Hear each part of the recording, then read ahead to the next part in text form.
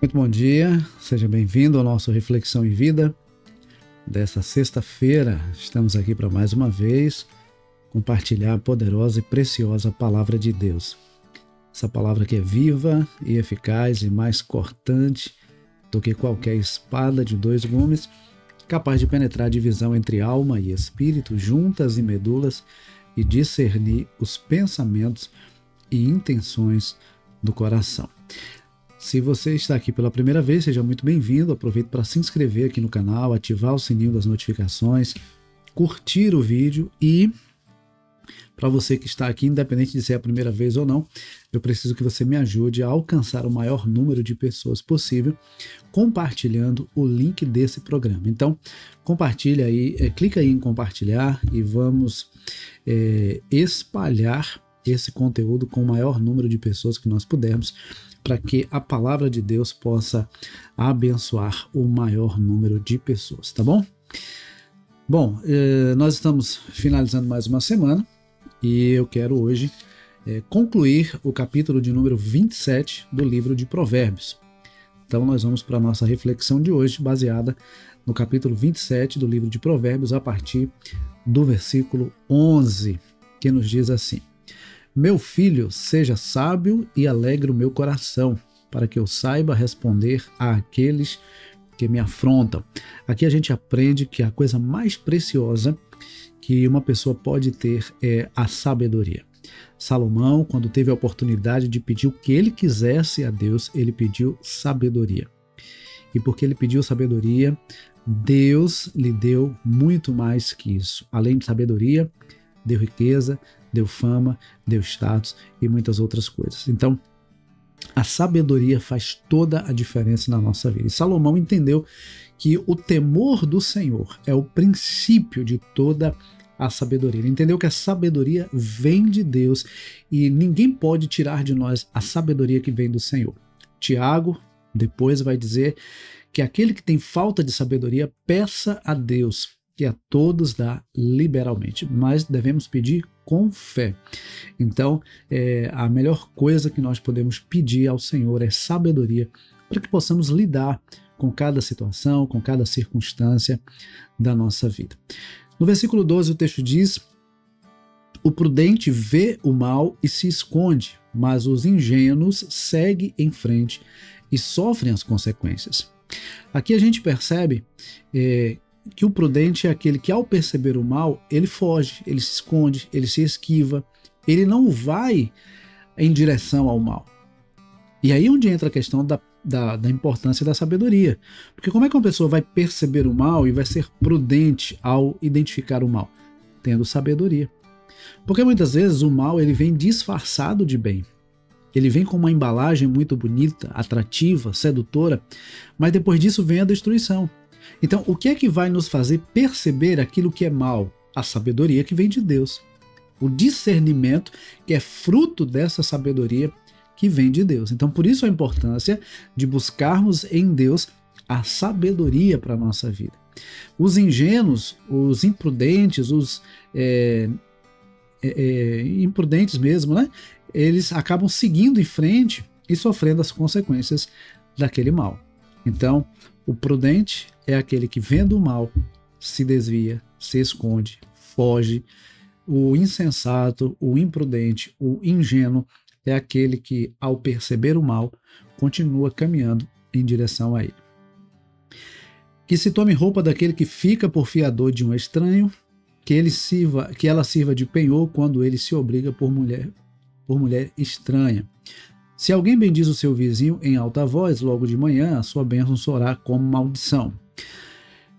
Versículos 15 e 16 diz assim: A goteira contínua num dia chuvoso e a esposa briguenta são semelhantes.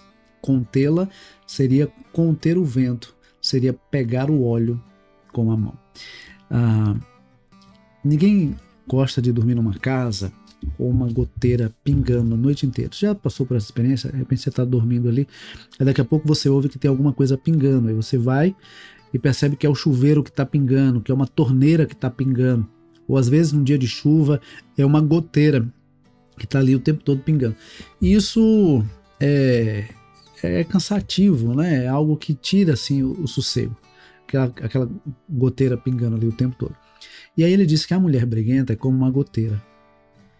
É como uma goteira em dia chuvoso. Porque ela fica ali como se estivesse remoendo aquele mesmo assunto, trazendo de volta aquela situação que já era para ter resolvido, que já deveria ter resolvido, ou até que você achava que já tinha resolvido, e ela continua trazendo aquela situação. Isso não vale apenas para a esposa briguenta, mas também para o marido briguento, para qualquer pessoa, em qualquer relacionamento, uma pessoa briguenta não é agradável de se conviver. Não é? Então a gente precisa, por isso a importância de pedir sabedoria. Porque às vezes a gente acha que é pelo muito falar que a gente vai ser ouvido. E às vezes é justamente no silêncio que nós vamos ser ouvidos. Porque a palavra convence, mas o exemplo arrasta. Então às vezes a gente fica ali tentando convencer pela palavra, pelo argumento. E a melhor maneira, a melhor atitude deveria ser dar o exemplo daquilo que nós queremos ou daquilo que nós esperamos do outro. Aí o texto continua dizendo que o ferro se afia com ferro e uma pessoa pela presença do seu próximo. Os relacionamentos nos lapidam. Os relacionamentos têm a capacidade de nos lapidar, de revelar, na verdade, o que há de melhor e de pior em nós. Mas se nós nos dispomos a caminhar juntos e a aprender juntos, o relacionamento vai nos lapidando, vai tirando aquelas impurezas, vai tirando aquelas atitudes que talvez nós não percebíamos como uma atitude ruim. E o relacionamento com uma pessoa sincera, uma pessoa agradável, seja um amigo, um colega de trabalho, um familiar, um cônjuge, esse relacionamento vai possibilitando aquela pessoa ter a liberdade de nos ajudar, de nos orientar e de nos mostrar, de repente, algo que ainda não tínhamos percebido. Então, o relacionamento, né? Uma pessoa se afia pela presença do seu próximo. Nós não fomos criados para viver isoladamente. Nós somos criados como seres sociais, seres relacionais. Então esse é o ideal, esse é o propósito de Deus para a nossa vida. Por isso que lá no início da criação, o texto diz assim: não é bom que o homem esteja só. Não era apenas no sentido de ter uma companheira, mas de não estar só realmente, de ter alguém que pudesse partilhar a vida. Quem cuida da figueira comerá do seu fruto. O que trata bem o seu senhor será honrado. Olha, a importância de honrar, de cuidar bem do outro, de tratar bem o outro, como uma semente que, num determinado momento, pode trazer um fruto. Às vezes, a gente acaba, em determinadas situações, se cansando de algumas atitudes, né, que nós fazemos. Às vezes a gente está ali fazendo o bem, a pessoa só retribuindo com o mal, e aos poucos a gente vai se cansando. Mas na verdade, a própria palavra diz que nós não devemos nos cansar de fazer o bem, porque a seu tempo nós ceifaremos. No tempo certo a gente colhe os frutos. Então a gente tem que estar todos os dias plantando, cuidando, regando, para que no determinado tempo a gente possa colher o fruto. Como a água reflete o rosto, assim o coração reflete o que a pessoa é. Provérbios 4:23 diz assim: sobre tudo que se deve guardar, guarda o teu coração, porque dele procedem as fontes da vida. Jesus diz que o coração é a sede das emoções e tudo parte do coração. Então, as coisas boas e as coisas ruins são um reflexo de como está o nosso coração. E a gente percebe que isso realmente é verdade. Por isso que Davi, depois que pecou com Batseba, provocou a morte de Urias e foi confrontado por Natã, o profeta do Senhor, ele diz assim: cria em mim, ó Deus, um coração puro e coloca dentro de mim um espírito inabalável. Aqui o texto não se refere como coração, o órgão, mas como a sede das emoções. Então, nós precisamos cuidar das nossas emoções, porque as nossas emoções, elas refletem quem nós somos, as nossas experiências, as nossas observações. E a gente não precisa ficar refém dessas experiências, principalmente negativas. Nós podemos ressignificar, nós podemos dar um novo olhar, nós podemos dar um novo sentido para tudo isso. Para isso, é importante mergulhar dentro de nós mesmos, para que nós possamos nos conhecer. Eu tenho tido a oportunidade, e sempre que tenho oportunidade, tenho falado sobre a importância do autoconhecimento. Quando eu me conheço, eu entendo o porquê das minhas ações, o porquê do meu comportamento. E quando eu conheço a causa desses comportamentos, eu vou direto e vou tratar não o sintoma, mas a causa. Quando eu tento tratar o sintoma e a causa continua lá, não resolve. Mas quando eu identifico a causa e trato a causa, o sintoma resolve. Quando eu me conheço, eu passo também a olhar para o outro de uma forma diferente. Quando eu me conheço, eu passo a lidar melhor com o outro.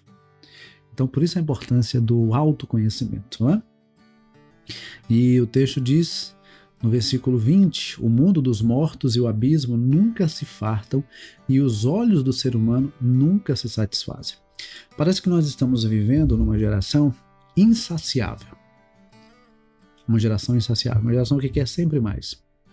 E essa geração, embora seja uma geração que mais tem acesso à informação e a muitas facilidades, é também uma geração ansiosa, inquieta, uma geração infeliz. E um dos motivos dessa infelicidade é a comparação. A comparação é uma grande fonte de infelicidade. Porque se eu me comparo com alguém que chegou num lugar onde eu ainda não cheguei, eu me coloco como alguém inferior. Se eu me comparo com alguém que está abaixo de mim, eu me coloco como alguém superior e corro o risco de ser arrogante. Então, a comparação é uma grande fonte de infelicidade. Então, por conta dessa comparação, às vezes, as pessoas vivem uma vida desenfreada na busca por conquistar coisas. E às vezes essa busca por conquistar coisas é, na verdade, o reflexo de um vazio interior. É uma falta. Todo excesso é reflexo de uma falta. Então, por exemplo, uma pessoa que tem compulsão por compras, uma pessoa que tem compulsão por relacionamentos, uma pessoa que tem compulsão alimentar, tudo aquilo que sobra é reflexo de uma falta. Por isso que, às vezes, o ser humano que compra o que não precisa com o dinheiro que não tem, muitas vezes ele está tentando preencher um vazio que há dentro dele. E a grande verdade é que o maior vazio que existe na vida do ser humano é o vazio da ausência de Jesus, da ausência de Deus na nossa vida. Então, o que nós realmente precisamos é da presença de Deus. O Salmo 23 diz: o Senhor é o meu pastor, de nada sentirei falta. Quando Deus é o nosso pastor, Ele nos completa, Ele nos preenche. Nós não sentimos falta de mais nada, porque Ele é tudo que nós precisamos. Entende? O texto continua dizendo, versículo 21, como o crisol prova a prata e o forno prova o ouro, assim o homem é provado pelos elogios que recebe. Olha, tem muita gente que tem dificuldade de receber elogios. Alguns porque não se consideram dignos dos elogios, outros porque se ensoberbecem com os elogios, se tornam arrogantes com os elogios, começa a se achar o tal, melhor que os outros, entende? Então a gente vai perceber o caráter do ser humano na forma como ele lida com os elogios, na forma como ele lida com as críticas, na forma como ele lida com a diferença de pensamento. É aí que a gente vai perceber, a gente vai conhecer realmente. Porque veja, quando você convive com alguém que aparentemente pensa como você, fica tranquilo. Mas aí quando alguém demonstra que pensa diferente, que quer diferente, que age diferente, muitas vezes surgem os conflitos e a pessoa acaba revelando um comportamento que ainda não tinha revelado antes. Mesmo que você moesse o insensato como se soca o cereal num pilão, a tolice não se afastaria dele. Procure conhecer o estado das suas ovelhas e cuide dos seus rebanhos, porque as riquezas não duram para sempre, nem a coroa de geração em geração. Esse texto aqui é fantástico. Sabe por quê? Porque isso mostra que nada nesse mundo é eterno. Tudo aqui nesse mundo, tudo que você possa conquistar, tudo que você possa ser nesse mundo é passageiro. O que vem depois disso é que é eterno. E a eternidade será uma consequência da forma como nós vivemos aqui. Então, se você quer, por exemplo, viver a eternidade na presença de Deus, passar a eternidade na presença de Deus, é fundamental que, enquanto aqui está, você busque a Deus, você ame a Deus de todo o seu coração e você o reconheça como seu Senhor e Salvador. Não é depois da morte que você toma essa decisão. Não é depois da morte que você vai resolver isso. É agora, é enquanto você está vivo. A eternidade é uma consequência da forma como vivemos aqui nesse mundo. Certo? Então, não há problema em ser rico, não há problema em ser famoso, em ter sucesso, não há nenhum problema nisso. O problema é quando essas coisas se tornam senhores da sua vida, se tornam o sentido da sua existência. E essas coisas não são suficientes para preencher o vazio que há no ser humano. Quando o feno for removido, aparecem os renovos, e se recolher o capim dos montes, então os cordeiros lhe darão a lã para a roupa, os bodes serão vendidos para pagar o campo, e as cabras produzirão leite em abundância para alimentar você, alimentar a sua casa e sustentar as suas servas. Então, aqui a importância de entender que tudo é um processo. Para que o cordeiro dê a lã, para que o bode seja vendido, para que a cabra produza leite, é preciso cuidar do campo, preparar o campo onde aquele animal vai se alimentar. Na nossa vida também é assim. Nada acontece por acaso. Se você quer ter uma vida melhor, se você quer ter resultados melhores, é preciso ter ações diferentes. Então, se você quer ter um casamento melhor, se você quer ter um relacionamento melhor com seus filhos, se você quer ter uma vida melhor em qualquer aspecto, é necessário agir em prol disso. Nós somos responsáveis pela vida que levamos. Aquilo que os outros fazem, pensam ou dizem não tem poder para determinar quem você é ou o que você faz. Você precisa colocar um filtro, precisa também ter a autorresponsabilidade, entender que você é responsável pela vida que você constrói. Você é responsável pela vida que você constrói. Então, que nós possamos refletir sobre essas lições e perceber que nós fomos criados como seres relacionais. E é no relacionamento com o outro que nós descobrimos quem somos, que nós aperfeiçoamos a nossa relação e crescemos em maturidade, crescemos em conhecimento e crescemos também em atitudes que geram desenvolvimento para nós e para o outro também, tá bom? Que Deus nos abençoe. Vamos orar? Vamos agradecer a Deus pela semana que o Senhor nos concedeu. Obrigado, Pai, mais uma vez por estarmos aqui compartilhando a Tua Palavra, por essa semana que se passou, pela oportunidade que tivemos, ó Deus, de compartilhar essa mensagem de fé e esperança. Que tudo aquilo que nós aprendemos durante essa semana fique guardado em nossos corações e se reflita nas nossas ações diárias. Que a Tua bênção permaneça sobre todos que têm nos acompanhado. Pai querido, concede-nos um dia de bênção, um dia de paz e um final de semana também ricamente abençoado pelo Senhor. Obrigado por tudo que o Senhor tem feito em nossas vidas, sobretudo pela Tua presença, pela Tua palavra, pela salvação em Cristo Jesus. Oramos agradecidos em nome de Jesus. Amém. Queridos, que Deus nos abençoe e Deus nos conceda uma ótima sexta-feira, um ótimo final de semana. Se você não compartilhou, compartilha. Se você já compartilhou, compartilha com mais pessoas para que nós possamos alcançar o máximo de pessoas que pudermos com essa palavra de Deus, tá bom? E se Deus permitir, segunda-feira, 6h30 da manhã, nós estaremos de volta com o Reflexão e Vida, tá certo? Deus abençoe e uma ótima sexta-feira e um ótimo final de semana, em nome de Jesus.